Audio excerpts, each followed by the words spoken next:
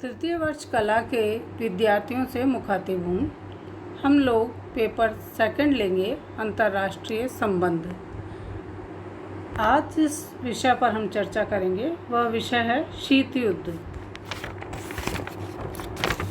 शीत युद्ध या कोल्ड वॉर का तात्पर्य है दो महाशक्तियों के बीच तनाव की राजनीति। इस राजनीति में युद्ध की पूरी तैयारी होते हुए भी युद्ध के नहीं होने की दशा होती है।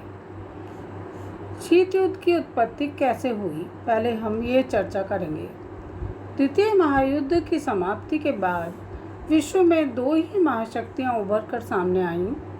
एक थी संयुक्त राज्य अमेरिका और दूसरी थी सोवियत संघ। इन दोनों महाशक्तियों के बीच एक अघोषित प्रतिस्पर्धा थी कि एशिया और अफ्रीका के अधिकतम राष्ट्र जो नए स्वतंत्र हो रहे हैं उनमें अपने प्रभाव क्षेत्र को बढ़ाया जाए और उन्हें अपने प्रभाव क्षेत्र में लाया जाए ताकि अपने अपने गुट को मजबूत बनाया जा सके। संयुक्त राज्य अमेरिका ने 1949 में अपने मित्रों के साथ मिलकर नाटो अर्थात उत्तरी अटलांटिक संधि संगठन की स्थापना की। इसके प्रत्युत्तर में सोवियत संघ ने भी वार्सा पैक्ट की स्थापना पोलैंड की राजधानी वॉर्सो में की।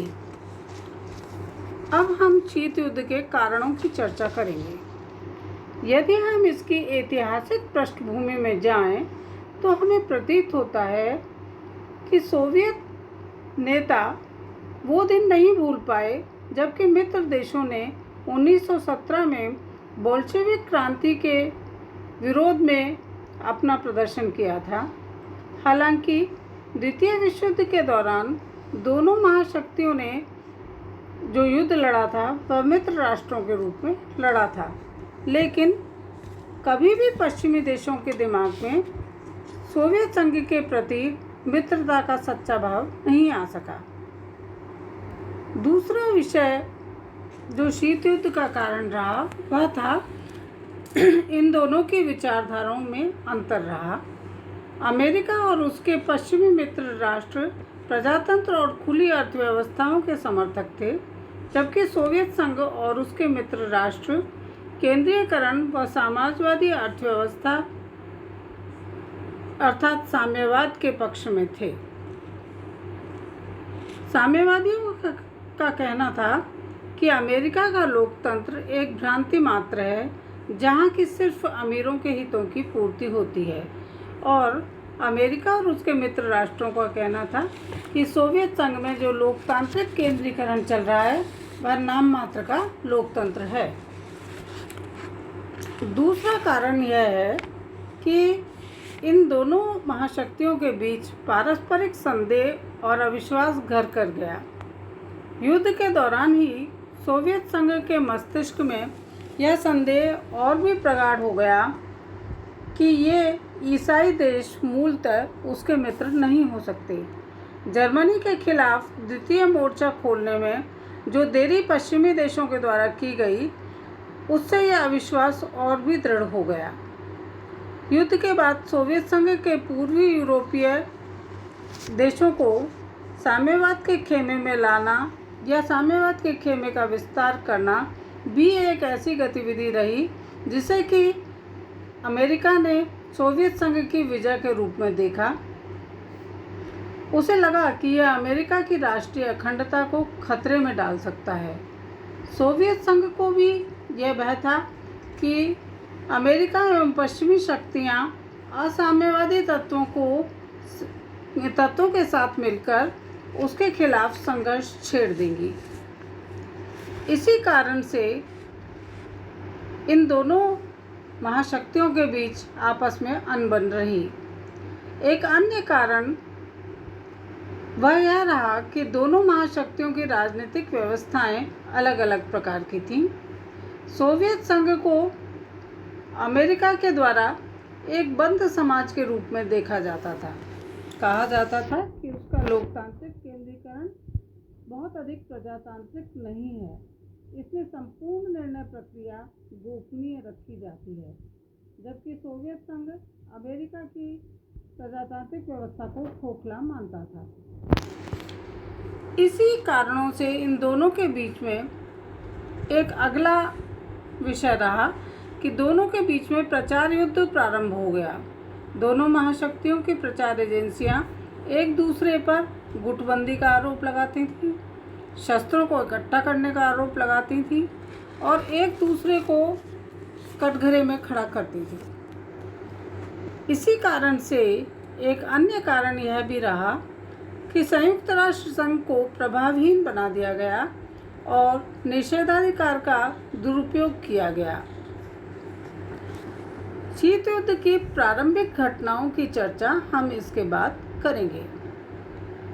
शीत युद्ध के प्रभाव के कारण नवोदित एशियाई अफ्रीकी राज्यों को एक अशांति और एक अव्यवस्था का सामना करना पड़ा। प्रारंभ में यूनान में तनाव, अज़रबैजान से रूसी फौजों को हटाने को लेकर बहुत विवाद की स्थिति रही, जिनके कि कूटनीतिक समाधान निकाले गए, क्योंकि अब समूचे विश्व को एक भय था और एक भय का संतुलन सारे विश्व में कायम हो गया था।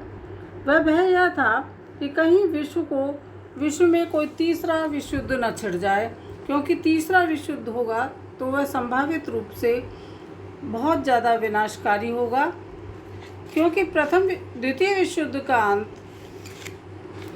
परमाणु बम के प्रयोग से हुआ था और वह बहुत विनाशकारी रहा था।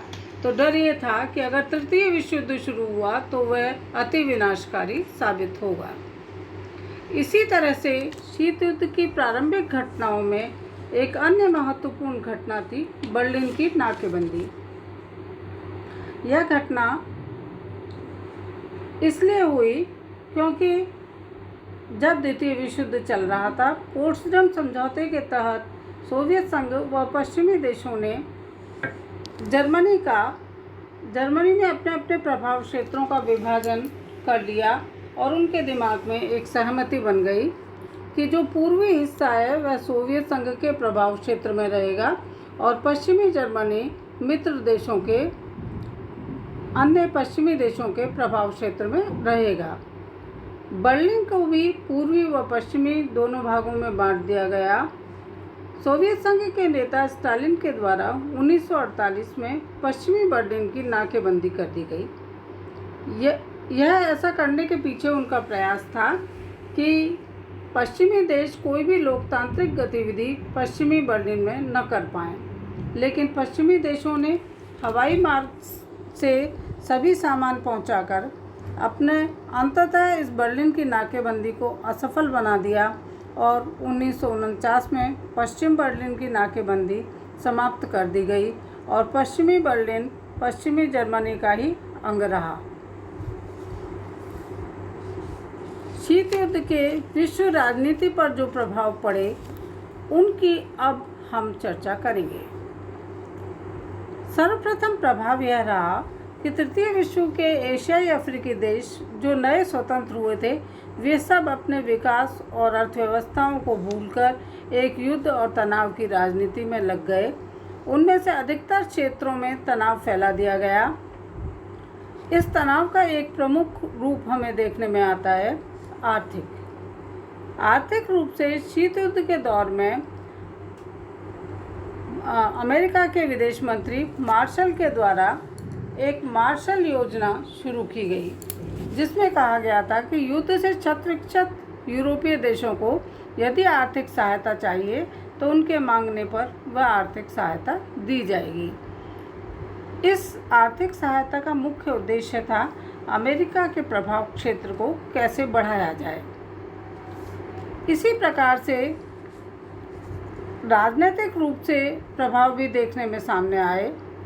दोनों गुट आमने सामने विरोध में खड़े हो गए थे और शीत युद्ध के परिणाम स्वरूप पश्चिमी और साम्यवादी देशों ने मिलकर संयुक्त राष्ट्र संघ को पंगु बनाकर रख दिया था और दोनों अपनी अपनी गुटबंदी में, राजनीतिक गुटबंदी में लगे हुए थे। संयुक्त राष्ट्र संघ के प्रभाव में कमी इसलिए हुई कि दोनों महाशक्तियों ने अपने अपने समर्थित या अपने अपने गुट वाले देशों के पक्ष में संयुक्त राष्ट्र संघ में निषेधाधिकार का प्रयोग करना शुरू कर दिया। इस स्थिति के कारण कोई भी महत्वपूर्ण राजनीतिक प्रस्ताव यूएनओ में पास होने से रोक दिया गया और ऐसे में विश्व संस्था को अप्रभावी बना दिया गया। एक अन्य परिणाम यह था कि आणविक हथियारों की दौड़ में बहुत ज़्यादा वृद्धि हो गई। अभी तक एक ही परमाणु शक्ति हुआ करती थी द्वितीय महायुद्ध के फौरन बाद, वह थी संयुक्त राज्य अमेरिका। लेकिन चीन और सोवियत संघ ने भी परमाणु क्षमता हासिल कर ली तथा अधिकाधिक शस्त्र बनाना प्रारंभ कर दिया। हालांकि इस प्रतिस्पर्धा को रोकने के लिए बहुत सी निशस्त्रीकरण संधियां भी की गईं, लेकिन वे सब इतनी प्रभावी नहीं रहीं और विश्व राजनीति में तनाव बढ़ता ही चला गया।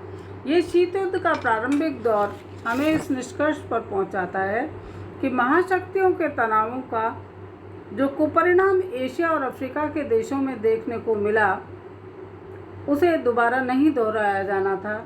लेकिन फिर भी विश्व राजनीति में लंबे समय तक यह शीत युद्ध चलता रहा। इसके आगे के पक्ष की चर्चा हम बाद में करेंगे।